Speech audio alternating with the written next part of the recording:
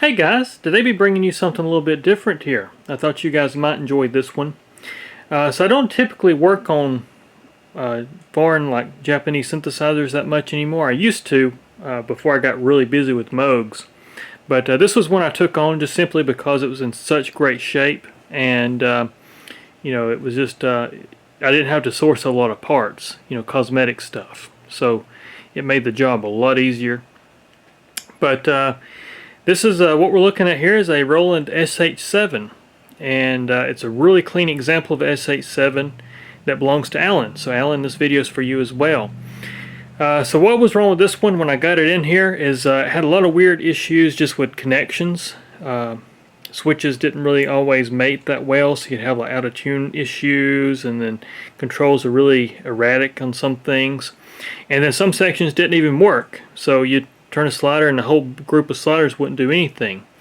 That turned out to be a really easy fix because when Alan bought this thing, one of the connectors that came out, and so I opened it up and the first thing I saw was a connector floating in there, plugged it back in, all that started working. So that was a pretty easy fix. The LFO was the other big problem. It did not work right on the sine wave, and it also, the delay time wouldn't work correctly. And so repaired that. It had some circuitry failure. And then I just went through and did a full recap of all the electrolytic capacitors. They were all on the way out. They'd already started turning green around the seals. So just wanted to do a full recap on this thing, and a full calibration. And so this thing's had a full calibration, recap, just a good service. You know, is really what this one got. And it works so well now that yeah, I don't think there's going to be any problems with it. I'm actually doing some burn-in time right now as I record this, just to make sure everything holds up like it should. This is a really interesting synth, and what it is a 2-oscillator synthesizer, but things don't work quite like typical analog synthesizers, and that's what makes this one so interesting to me working on it. So, in most synthesizers, when you change the footages, which are your octaves, for example, 32, 16, 8, 4, and 2, like a mini moog, what you're typically doing when you turn this knob, you're changing the CV voltage at the oscillator input. So you're actually changing the frequency of the oscillator circuit. Not in this synthesizer. What you're doing in this synthesizer is it actually goes from the VCOs, and then it has a divider circuit. So you can kind of think of it like a divide down circuit for both oscillator 1 and oscillator 2. They both work identically. What is different though between oscillator 1 and 2 is that the oscillator 1 gives you the actual direct outputs raw off those dividers. So you got 32, 16, 8, 4, and 2 outputs of just like your drawbars on like Opus 3, for example. But then after the divider chips, they go into wave shape circuitry, and that's where you actually get your wave shapes. But your frequencies are generated off the VCOs into the dividers and then the wave shapes. That's kind of how that works. So really interesting. Something else that's very interesting about this synth is that it's actually got a 2-note mode, and it's not just the typical duphonic setup like you find like an ARP Odyssey, etc., where you're basically still sharing the one keyboard circuit and you're just changing the currents between the 2 notes, and then that's how you get your second note. What this one actually does, it has 2 keyboard circuits. So it actually has 2 keyboard circuits, 2 glide circuits. Now they share one potentiometer. It's a dual gang potentiometer. So when you turn this knob, you're actually affecting both keyboard circuits. So I thought that was pretty cool. That's something you don't typically see. But now they do all go back to one VCF and one VCA, like what you find in most duphonic synthesizers, like the ARP Odyssey, for example. Something else that's really interesting about circuitry-wise is that the filter is actually a lot like the Oberheim SEM as far as the design. It's using 3080s with the FETs and the resonant calp and all that kind of stuff, just like what you find in a SEM. And it's actually more like the OB1 filter because it's a 4-stage. So I just thought that was kind of interesting as well. But anyways, let me open it up right quick. I've got the screw still of it. I'll show you what this thing looks like on the inside for those curious. Alright, so here we are looking at the inside of this unit, and you can just kind of see how it looks. You can see all the new capacitors. All the electrolytics are brand spanking new. So, and I went with a really good brand, Panasonic mostly. and replaced all those capacitors and all boards. But you can just kind of see the inside, and just thought this was kind of neat here too. Here's your serial number SH-7, and then there's a little inspection service by tag. Just thought that was kind of neat. But the circuit boards, you know, they're actually just the wafer material boards, so you have to be kind of gentle with them when you work on them. But you can see there's your LFO board. This is your oscillator 1 board, and then this is the oscillator 2 board, and then this board here holds your VCL, VCA, and ring modulation, all that kind of stuff. But you can see also the plugs down there. One of those was unplugged. I believe it was ELF right there, the one with ELF on it. That was the one that was unplugged that was affecting the controls for the filter, for like your envelope follower and all that kind of stuff. But power supply, and then this is all your keyboard circuitry right down here. So that's the keyboard circuitry. But just a good look inside of it. I thought you guys might enjoy seeing inside this thing. Alright, so anyways, we'll start first with the oscillators. I'm going to go through the oscillator section, I'll go through the filter, etc. here. But the oscillator, like I say, it's a unique design because it's using a VCO and then a divider circuit to get your footages. And on oscillator 1 it's kind of interesting because they give you two mixer controls. It's called VCO1A and VCO1B. So if we look at VCO1A first, it's actually looking at these little mixer controls here off the divider. So this is the raw division, which is the square wave, and you can bring them up and kind of hear them in this mode.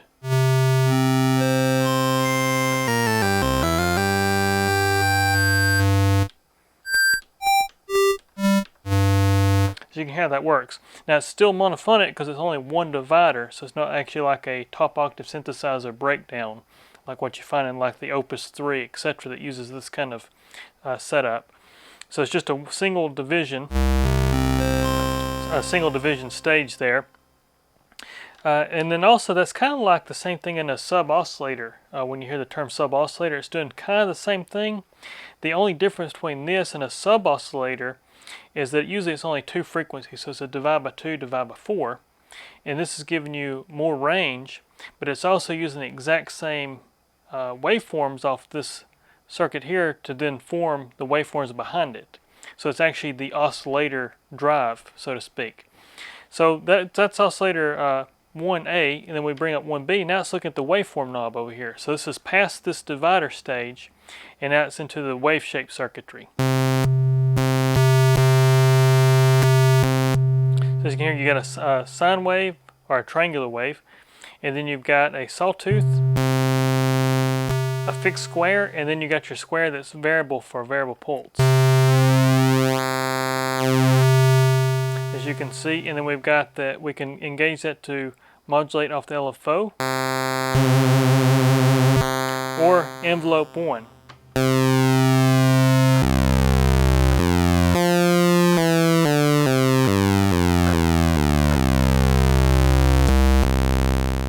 So that's your pulse width control.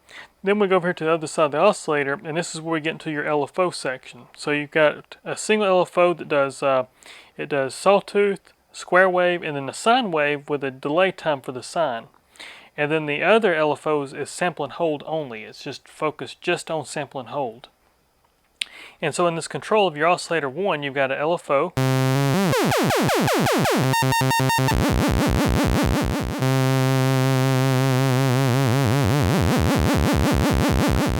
You can also set the oscillator re-trigger. So you can hear it actually starts over every time I hit a key. So keyboard trigger reset. Then we got this thing called auto bend, which is really interesting. And it's this little knob up here. You got a little knob and then a polarity switch. If we bring it up,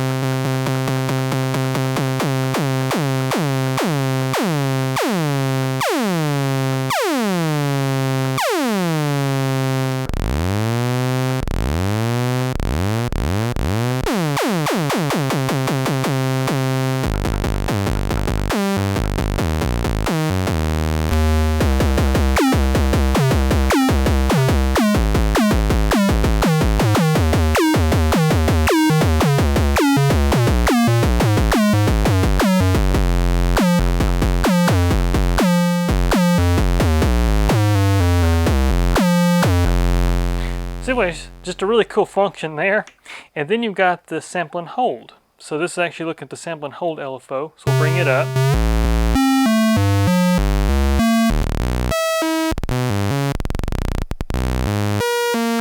So you got random, which is your typical sample and hold. Then you've got a triangular wave input. So that's how you can make this cool kind of sound, very Devo-ish.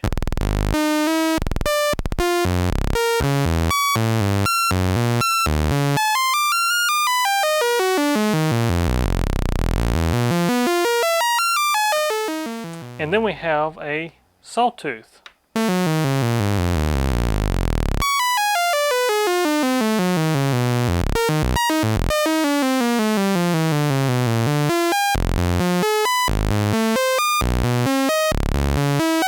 you can hear the sample and hold pattern following that waveform. So that's your sample and hold, and that's oscillator 1. So that's oscillator 1, and of course you can mix your A and B together in this mixer.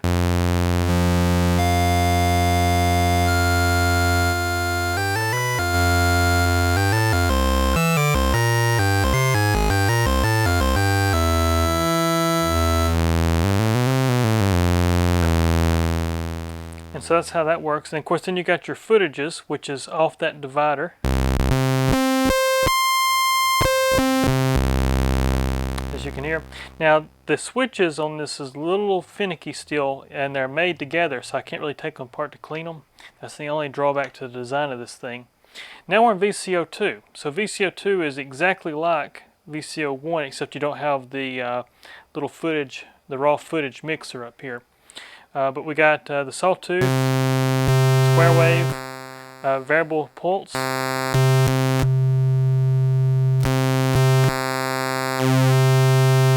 then same thing here. We got the LFO, we got the envelope 1,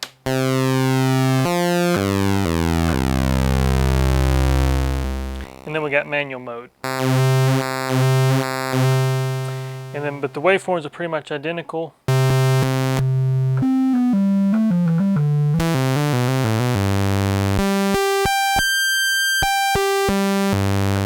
There's your range, you got your LFO, your auto bend, sample and hold. So that's pretty much identical. Now this thing does also have oscillator sync, and it's got a very interesting sounding sync. I don't think it's broken. I think it's working the way it's supposed to based off what I've heard from other videos. But it's just a really cool sound. It's very Giorgio Moroder, disco era.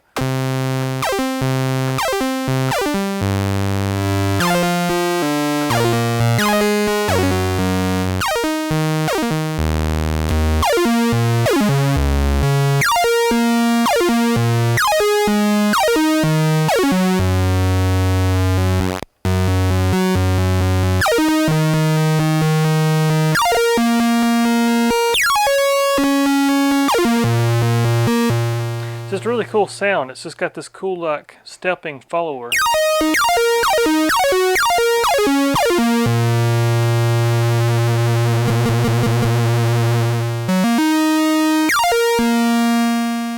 That's your oscillator sync, and that's oscillator 2. Now if we put the two oscillators together, you can hear just how accurate they are.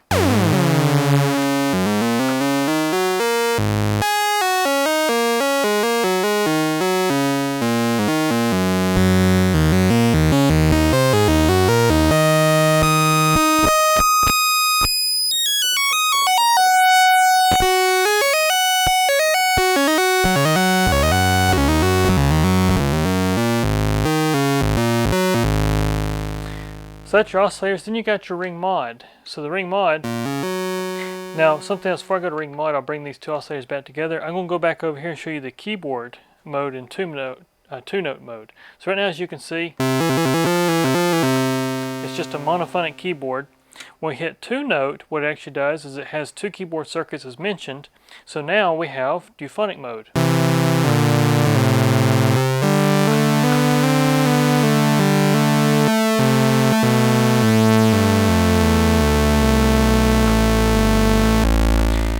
But like I was mentioning earlier, the cool thing about having the two keyboard circuits there is it's actually got two glide circuits. So I'll bring up some portamento and you'll hear two separate glides.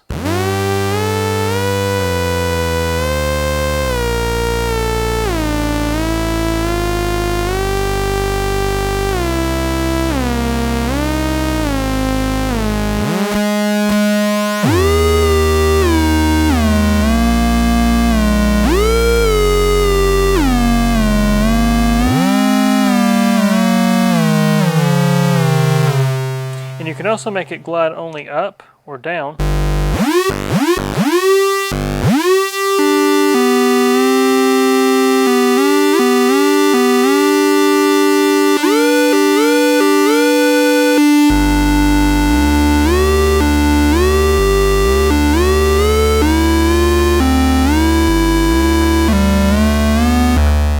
Same thing, we can make it glide only down.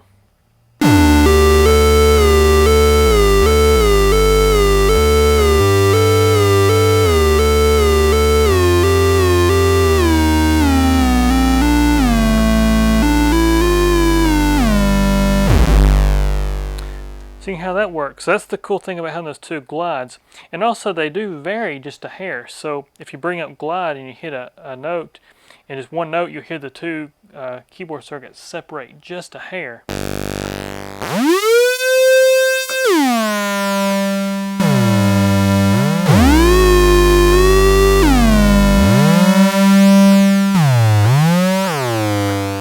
But you can have calibrated it very, very close, so you don't quite get that effect because they're almost dead on. So that's the glide circuit and the two-note mode. But the two-note mode, I'll bring that up before I brought the ring modulator, because the ring modulator is a lot more cooler when you're in the two-note mode.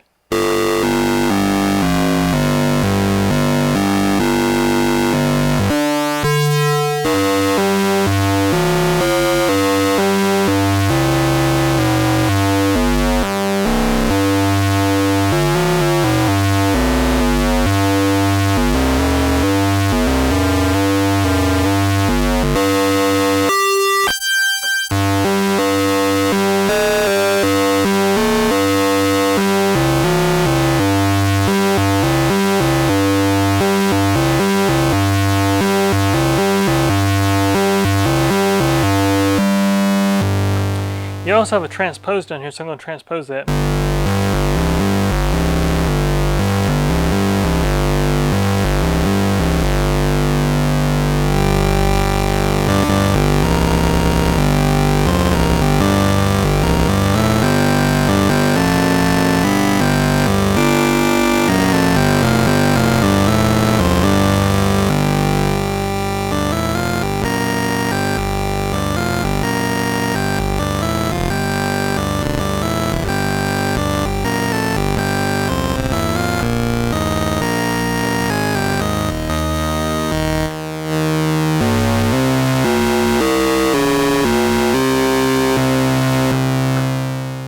See, ladies, you can just hear how great that sounds, and then of course you can do some like.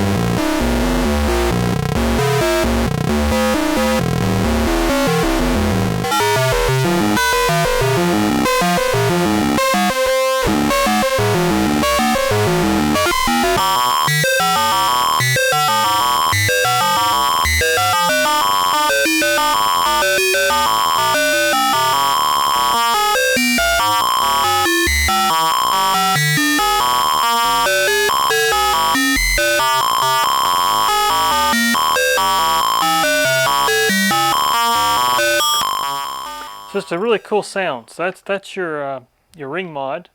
That also can be selected over here to external signal, so you can actually use this as a mixer for external signal.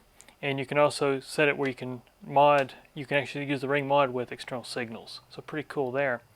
So now we're in the filter. So we'll actually turn the filter down here.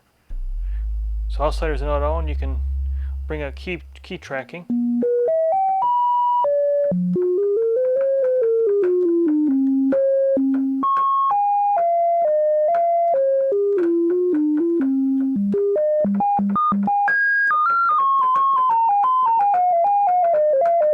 So there's your filter track on the keyboard. We can bring up the envelope.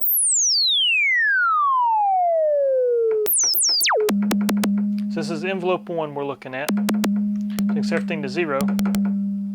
We'll bring up the attack.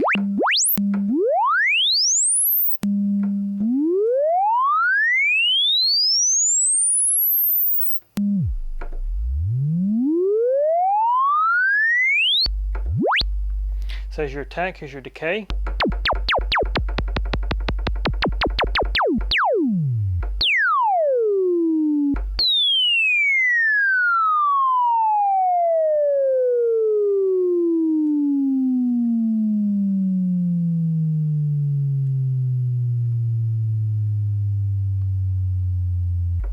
So that's your decay. Then we also got the sustain, just like on the mini moog, which says how low that's going to go.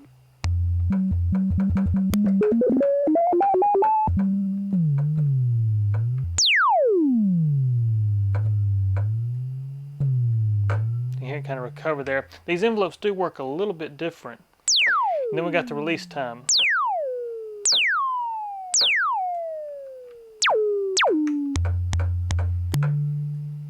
So there's that. So that's your envelope that we got LFO, sample and hold. So you got that in LFO mode. We can switch it to sample and hold.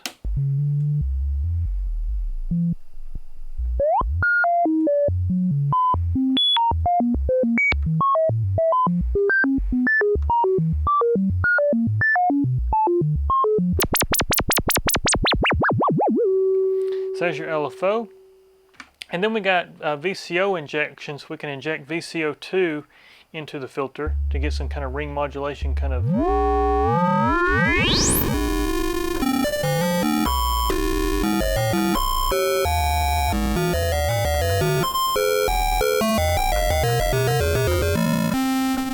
This is kind of the equivalent of what I do with a mini moog, and I set the LFO still in audio mode, the oscillator 3 in audio mode, and I inject it into the filter, kind of the same thing. So we have the oscillator, that we can also use the same slider for noise.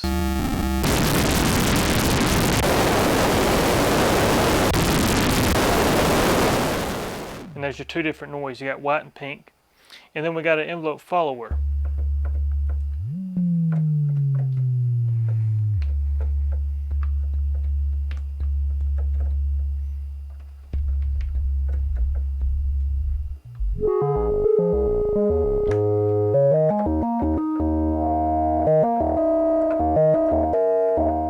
I'm not sure exactly how the envelope follower works.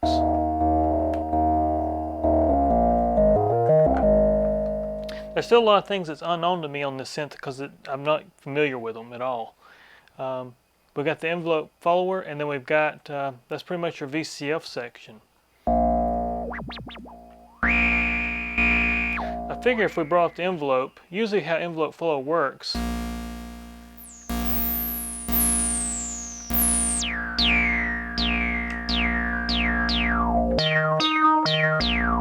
it's easy to make an envelope shorter.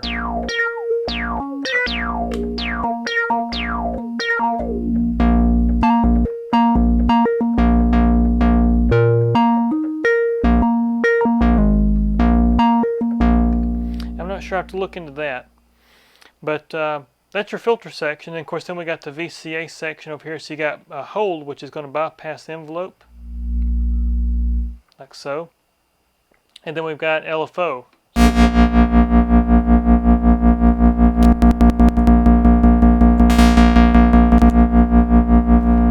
And then we got our envelope selection, so we can use envelope 2, which we're currently on. So we'll set everything to 0. Here's just a click, we'll bring up attack. Here how the attack works, and then we got the decay.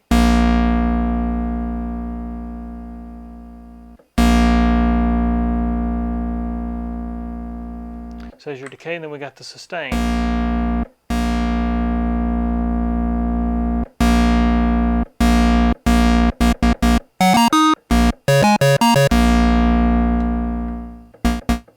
you can see it goes to 0. We can set that up just a little bit.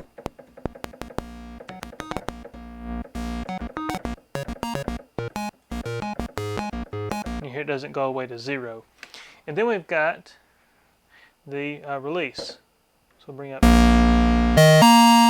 which basically, with that set up, you can see how that works.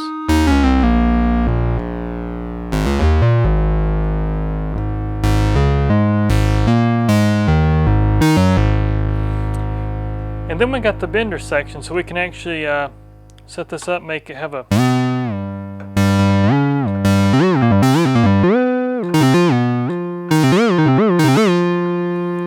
that, the VCF.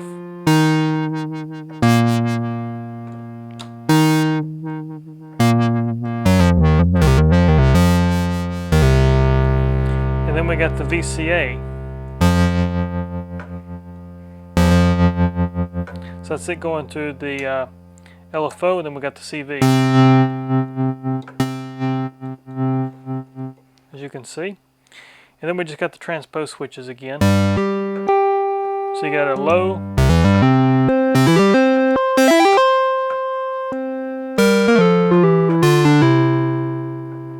and then we have a external gate.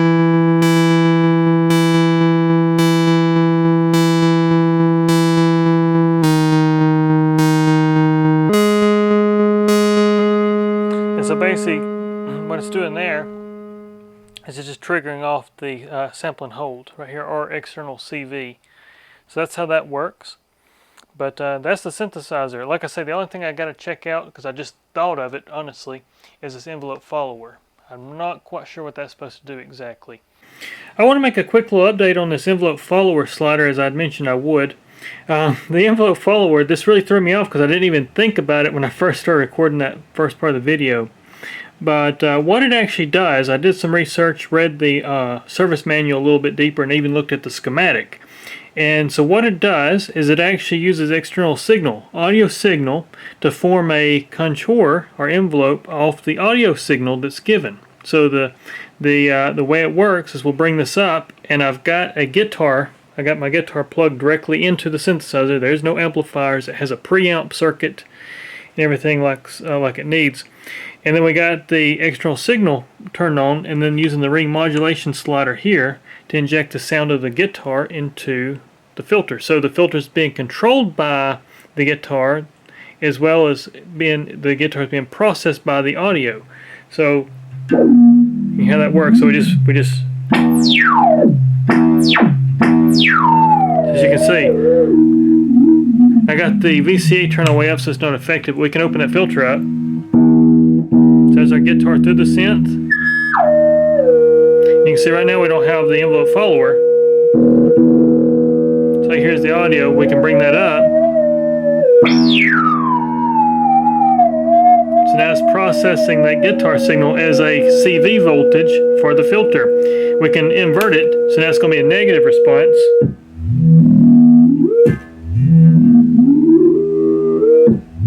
As you can see, I'm just strumming a string.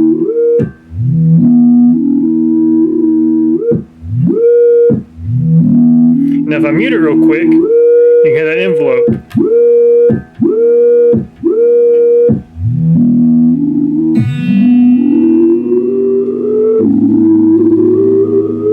So that's how it works.